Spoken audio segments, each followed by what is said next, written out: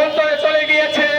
আজ আমরা সেই শ্রীবর্দীবাসীর জোরালো দাবি আজকের সে মাননীয় প্রধানমন্ত্রী শহীদ জিয়াউর রহমানের সুযোগ্য পুত্র প্রধানমন্ত্রী তারেক রহমানের প্রতি আমরা শ্রীবর্দী পৌরবাসী আহ্বান করছি, অনুরোধ করছি এই শহীদ জিয়া খালকে পুনরায় উদ্ধার করে আমাদের এই পৌরবাসীর দুর্ভোগ থেকে মুক্ত করবেন।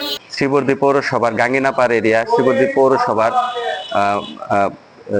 মুন্সিপাড়া এরিয়া, এখানে অনেক জায়গাতে জলাবদ্ধতা থাকে এবং আমাদের যে ড্রেনেজ ব্যবস্থা, এই ড্রেনেজ ব্যবস্থার যে পানি নিষ্কাশনের যে ব্যবস্থাটা যে আছে সেটা প্রায় ভঙ্গুর। এর কারণ হচ্ছে পানিটা নিষ্কাশনের জন্য এটা যায় যে খালে বা মিশবে সেটা আপাতত নাই, এটা দখল হয়ে গেছে।